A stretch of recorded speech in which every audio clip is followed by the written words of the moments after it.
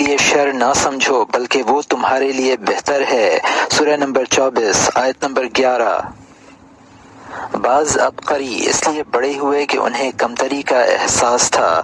مثلاً بہت سے علماء آزاد کردہ غلام یا معمولی انسان تھے، جیسے عطا، سعید بن جبیر، قتادہ، بخاری، ترمذی، ابو حنیفہ۔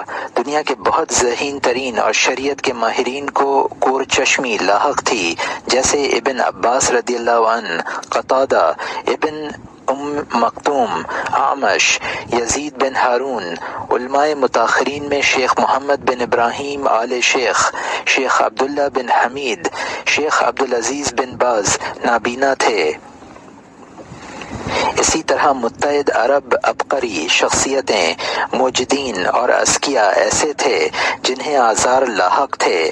کوئی اندھا تھا، کوئی گونگا، کوئی بہرا، کوئی لنگڑا، کوئی چلتے پھرنے سے معذور۔ اس کے باوجود انہوں نے اپنے علوم، اختراعات و تحقیقات سے انسانی زندگی میں اثر ڈالا۔ اللہ نے فرمایا، اللہ تمہیں ایسا نور دے گا جس سے تم چلو گے۔ سورہ نمبر 57 آیت نمبر 28۔ بہت بڑی علمی سند ہی سب کچھ نہیں ہوتی۔ اگر آپ نے یونیورسٹی سے پی ایچ ڈی یا ایم اے یا بی اے کی ڈگری نہیں لی تو کوئی خاص بات نہیں، آپ آگے نکل سکتے ہیں، ڈگری کے بغیر ہی مؤثر ہو سکتے ہیں اور امت کو بہت فائدہ دے سکتے ہیں۔ کتنے بڑے اور اہم آدمی ڈگری نہیں رکھتے، لیکن اپنی ثابت قدمی، حوصلہ و ارادہ اور عزیمت و استقلال سے انہوں نے راستہ بنا لیا۔ عصر حاضر میں دعوت، تربیت فکر و شعور، دینی علم اور ادب وغیرہ میں جن لوگوں کا بڑا کردار ہے، ان کے پاس بڑی بڑی ڈگریاں نہ تھیں۔ مثلاً ابن باز، مالک بن نبی، العقاد طنطاوی، ابو زہرہ، ابو العلا مودودی، ابو الحسن علی ندوی وغیرہ۔ قرون اولیٰ کے علماء سلف اور عبقری شخصیتوں کی تو بات ہی دیگر ہے۔ اس کے برخلاف دنیا میں لکھوکھا ڈاکٹریٹ کی ڈگری لیے پھر رہا ہے، جن کا دنیا میں کوئی نام و نشان نہیں۔ پھرتے ہیں میر خوار کوئی پوچھتا نہیں۔ کیا تم میں سے کسی کے وجود کا احساس کرتے ہو یا ان کا کوئی چرچا ہوتا ہے؟ سورہ نمبر 19 آیت نمبر 98۔ قناعت ایک عظیم خزانہ ہے۔ حدیث صحیح میں آیا ہے، اللہ نے جو کچھ دیا اس پر راضی رہو، سب سے بڑے غنی ہو جاؤ گے۔ اپنی بیوی، اپنی آمدنی، اپنی سواری، اپنے بچوں اور اپنی نوکری سے مطمئن رہیے، آپ کو سعادت اور طمانینت ملے گی۔ حدیث صحیح میں یہ بھی ہے کہ غنا اصلاً نفس کا غنا ہے۔ غنا کثرت مال و زر اور منصب سے حاصل نہیں ہوتا، بلکہ اس سے کہ اللہ نے جو قسمت میں لکھ دیا ہے اس پر قناعت کی جائے۔ صحیح حدیث میں ہے کہ بلا شبہ غنی تقوی والے اور اپنا حال چھپانے والے بندے کو دوست رکھتا ہے۔ ایک حدیث ہے کہ اے اللہ، اس کا غنا اس کے دل میں ڈال دے۔ ایک نے بتایا، میں ایک کار والے کے ساتھ ہوائی اڈے سے بیٹھا، شہر کا قصد تھا۔ میں نے دیکھا کہ ڈرائیور شاداں و فرحاں اور صابر و شاکر تھا، اللہ کی حمد و ذکر کرتا تھا۔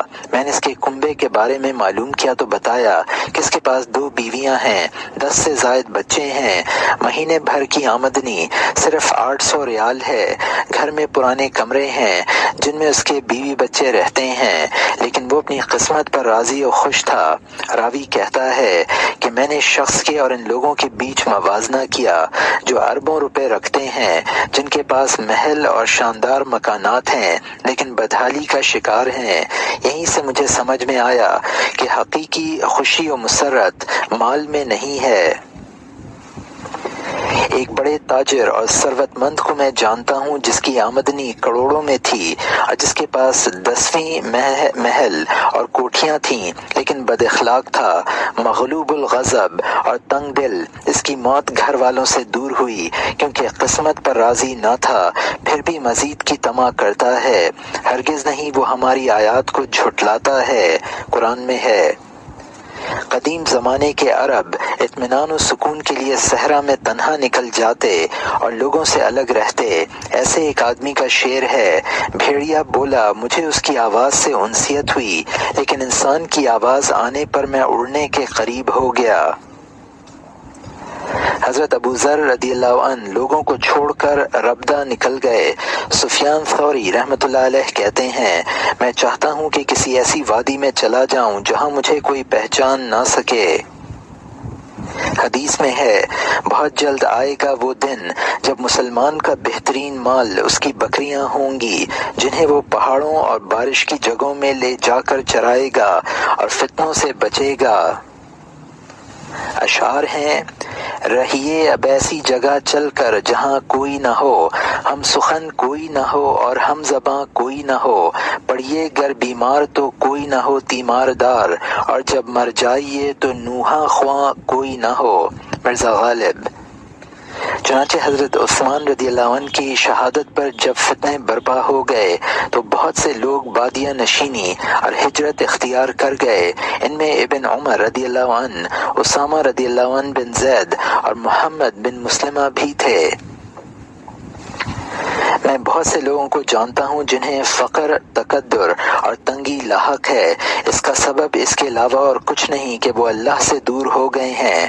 آپ پائیں گے کہ ان میں مالدار لمبی کمائی والا ہے جس سے ہر طرح کی عافیت حاصل ہے، لیکن اس نے اللہ کی طاعت سے اعراض کیا، نماز میں کوتاہی کی، بڑے بڑے گناہ کیے، تو اللہ نے جسم کی عافیت اور رزق کی کشادگی چھین کر اسے فقر و فاقہ اور رنج و غم میں ڈال دیا۔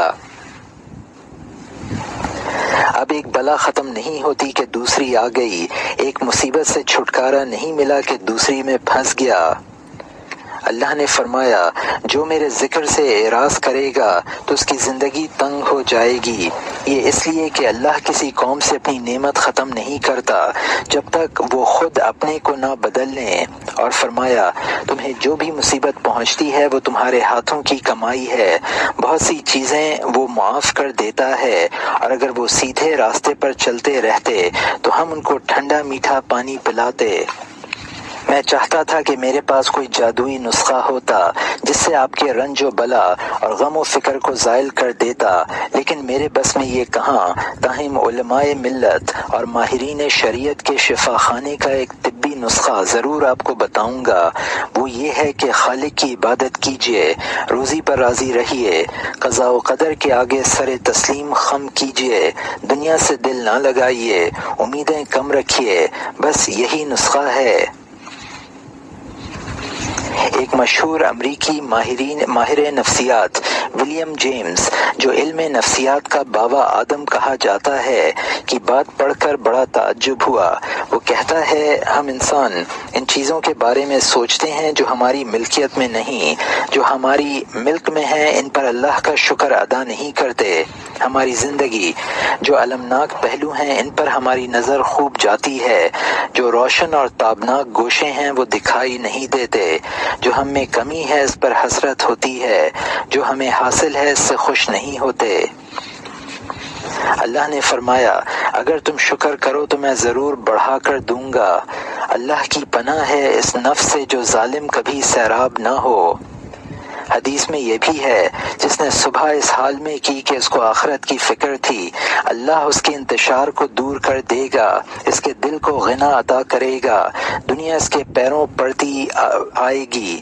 جو اس حال میں صبح کرے گا کہ دنیا کی فکر ہوگی تو اللہ اس کے انتشار کو بڑھا دے گا، اسے آنکھوں کے آگے محتاجگی دکھائی دے گی، دنیا میں اسے وہی ملے گا جو اس کے لیے لکھ دیا گیا ہوگا۔ اللہ نے فرمایا، اگر تم ان سے پوچھو کہ آسمان و زمین کو کس نے پیدا کیا، سورج چاند کو کس نے مسخر کیا، تو یہ ضرور کہیں گے اللہ نے، پھر یہ کہاں بہکے جا رہے ہیں۔ سورہ نمبر 29 آیت نمبر 61۔ اعتراف کے بغیر چارہ نہیں۔ سہروف مشہور روسی سائنسداں تھا جسے جزیرہ سائبیریا جلا وطن کر دیا گیا تھا۔ اس کے خیالات کمیونزم کے خلاف تھے، وہ الحاد و کفر کی مخالفت کرتا اور اس کا قائل تھا کہ دنیا کو چلانے والی ایک مافوق الفطرت ہستی کا وجود ہے۔ کمیونسٹ یہ کہتے تھے کہ کوئی خدا نہیں، زندگی مادہ کا نام ہے۔ سحروف کی اس مثال سے یہ معلوم ہوتا ہے کہ انسانی فطرت توحید پر مبنی ہے۔ اللہ نے فرمایا یہ اللہ کی فطرت ہے جس پر اس نے لوگوں کو پیدا کیا ہے، جبکہ ملحد کی کہیں بھی کوئی جگہ نہیں، اس کی فطرت الٹی ہے، اس کا ضمیر مردہ، اس کا وجود بے مقصد ہے، اس کا ارادہ اللہ کے نظام کے خلاف ہے۔ کمیونزم کے سقوط اور زوال سے 2 سال پہلے واشنگٹن کے معبد الفکر الاسلامی میں ایک مسلمان پروفیسر سے میری ملاقات ہوئی۔ انہوں نے مجھے یہ آیتیں سنائیں کہ ہم ان کے دل اور نگاہیں ایسے ہی پلٹ دیں گے جیسا کہ وہ پہلی بار اس پر ایمان نہ لائے، اور انہیں ان کی سرکشی میں حیران رہنے دیں گے۔ سورہ نمبر 6 آیت نمبر 110۔ کہنے لگے کمیونسٹوں پر یہ آیتیں لاگو ہوں گی، بس اللہ نے ان کی عمارت کو جڑ سے اکھاڑ پھینکا، ان کی چھت ان کے اوپر آ گری، اس کی چھت ان کے اوپر آ گری۔ انہوں نے اعراض کیا تو ہم نے ان پر بھیانک سیلاب بھیج دیا، تو ہر ایک کو ہم نے اس کی دم سے پکڑ لیا۔ اللہ کا عذاب ان پر اچانک ٹوٹ پڑے گا، انہیں پتہ بھی نہ چل پائے گا۔ یہ مختلف قرآنی آیات کے ترجمے ہیں۔ احمقوں کے ساتھ چند لمحے۔ روسیوں نے چاند کی جانب ایک راکٹ بھیجا، وہ واپس آیا تو کمیونزم کے ایک چیمپئن نے روسی جریدے بریواڈو میں ایک مقالہ لکھا اور اس میں کہا کہ ہم تو آسمان تک ہو آئے، ہمیں وہاں کوئی خدا، جنت و دوزخ اور فرشتے نہیں ملے۔ اس پر احمد حسن الزیات نے مجلہ الرسالہ میں کمیونزم پر ایک جاندار مقالہ لکھا۔ احمق سرخو، تعجب ہے کہ تم سمجھتے ہو کہ رب تعالیٰ کو یوں ہی عرش پر بیٹھا دیکھ لو گے اور جنت کے باغات میں حوریں تمہیں دیبا و حریر میں ملبوس نظر آ جائیں گی، تم کوثر کے بہنے کی آواز سن لو گے، جہنم میں جلنے والوں کی بو سونگھ لو گے۔ اگر تم نے یہ سمجھا ہے تو تمہاری سمجھ کا ستیہ ناس ہو۔ تمہاری اس ضلالت پسندی کی توجیہ اس کے علاوہ اور کیا ہو سکتی ہے کہ تمہارے سروں میں کمیونزم و الحاد کا خناس بھرا ہے۔ حقیقت یہ ہے کہ کمیونزم ایسا دن ہے جس کا کوئی کل نہیں، ایسی زمین ہے جس کا آسمان نہیں، ایسا عمل جس کا کوئی انجام نہیں، ایسی کوشش جو بے نتیجہ ہے آخر تک۔ مختلف قرآنی آیات کے ترجمے یہ ہیں، کیا آپ سمجھتے ہیں کہ ان میں اکثر سنتے یا عقل رکھتے ہیں؟ یہ تو بس چوپائے ہیں، بلکہ ان سے بھی گئے گزرے۔ ان کے دل سمجھتے نہیں، آنکھیں دیکھتی نہیں، کان سنتے نہیں۔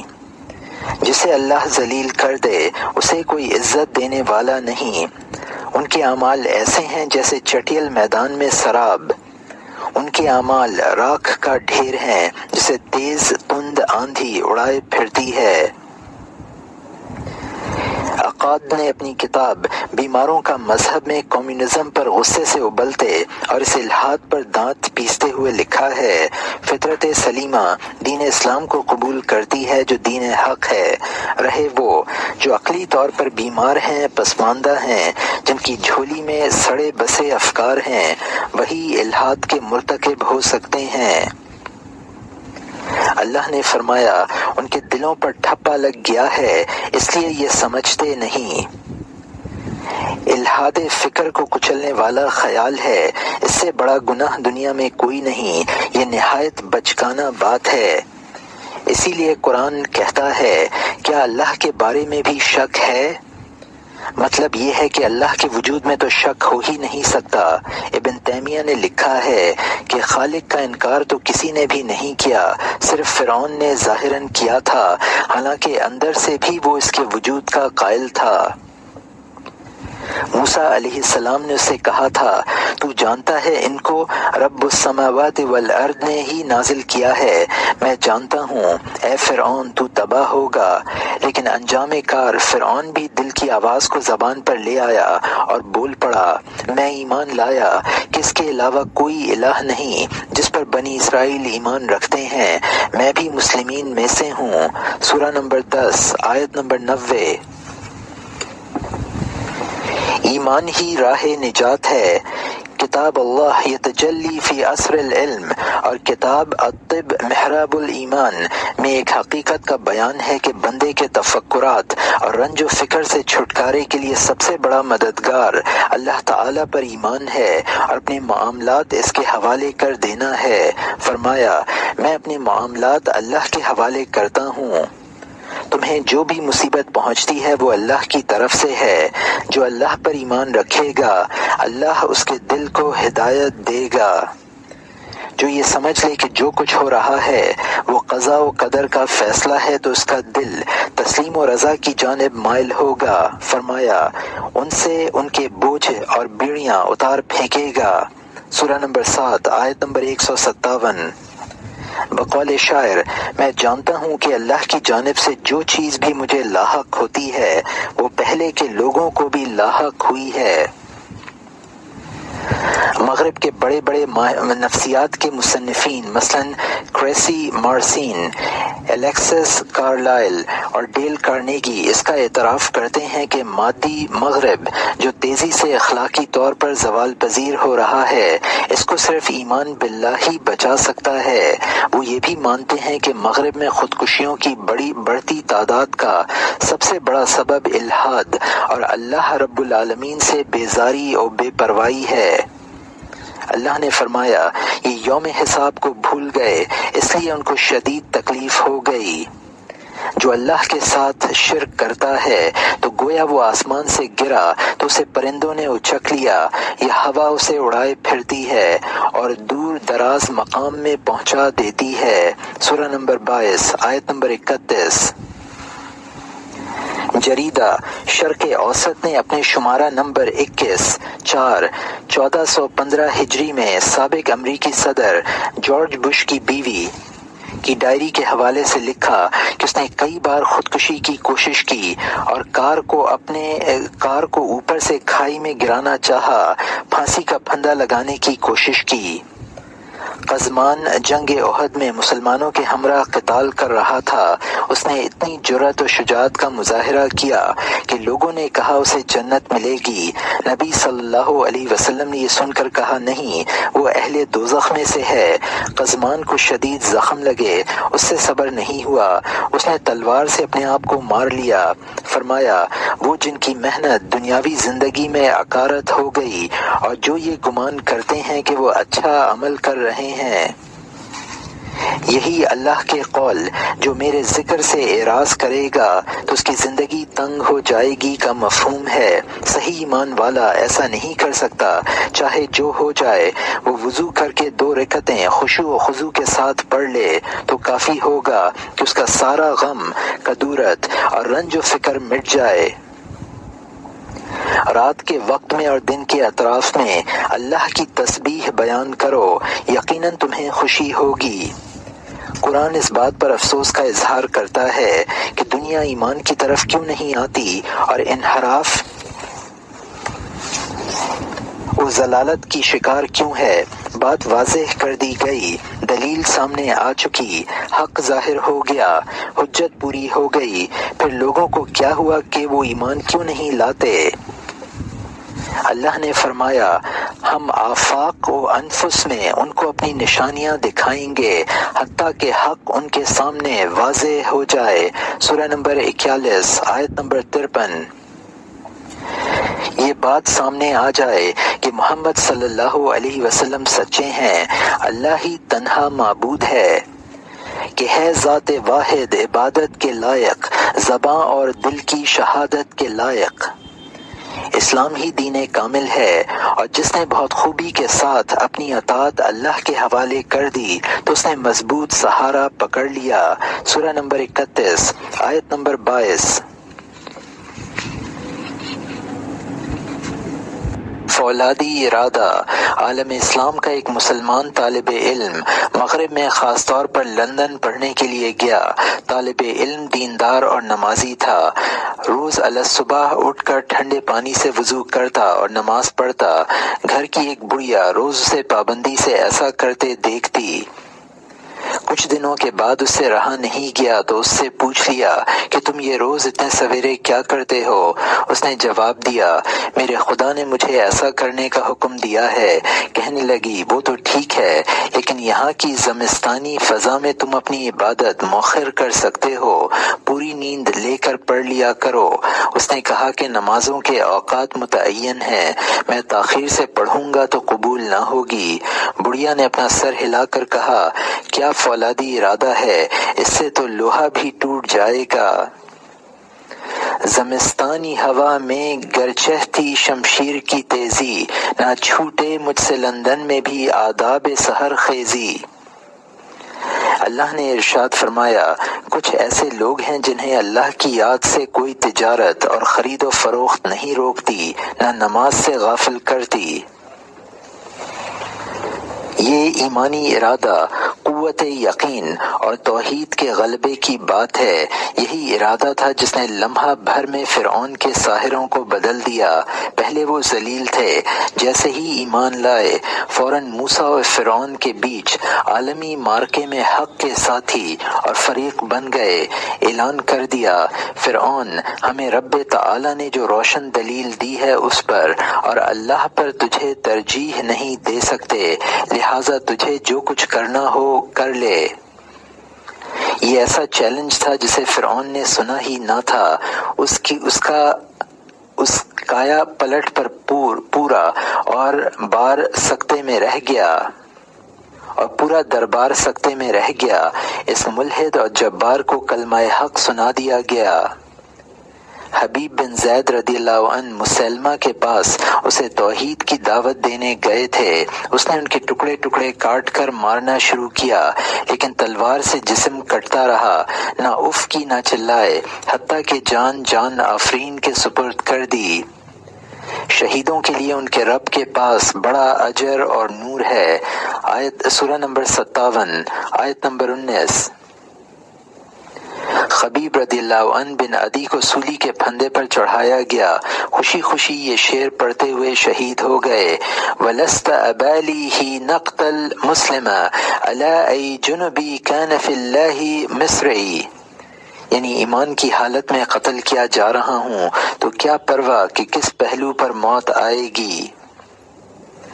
اللہ کی طرف جب تاریکی شدید ہوتی ہے، بجلی کڑکتی اور تیز و تند ہوا چلتی ہے تو فطرت جاگ پڑتی ہے۔ قرآن میں فرمایا، اس کشتی پر تیز و تند آندھی آ گئی، ہر جگہ موج اٹھنے لگی، انہوں نے سمجھ لیا کہ بس اب تو گھر گئے۔ تب انہوں نے خلوص دل سے اللہ تعالی سے دعا کی۔ سورہ نمبر 10، آیت نمبر 22۔ لیکن مسلمان اپنے رب کو خوشحالی اور تنگحالی ہر صورت میں پکارتا ہے۔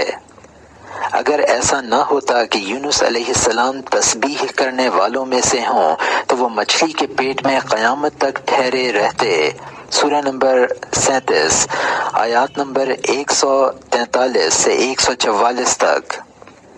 زیادہ تر لوگوں کا شیوا یہ ہے کہ کسی تنگی و مصیبت میں گرفتار ہوئے تو لگے اللہ کے آگے گڑ گڑانے اور رونے چلانے۔ جو ہی ان کا مقصد حاصل ہوا تو وہ اعراض کر لیتے اور منہ موڑ لیتے ہیں۔ ظاہر ہے کہ اللہ تعالی کی مناجات کو بازیچۂ اطفال نہیں بنایا جا سکتا، نہ اسے بہلایا اور دھوکہ دیا جا سکتا ہے جیسے بچوں کو بہلا لیتے ہیں۔ یہ اللہ کو فریب دینا چاہتے ہیں، اللہ ان کو فریب دے گا۔ سورہ نمبر 4، آیت نمبر 142۔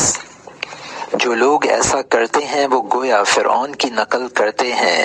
اس کے شاگرد ہیں جس نے وقت گزرنے کے بعد ایمان کا اعلان کیا تو اس سے کہا گیا، اب ایمان لا رہے ہو، پہلے تو نافرمانی کرتے رہے اور فساد پھیلاتے رہے۔ سورہ نمبر 10، آیت نمبر 91۔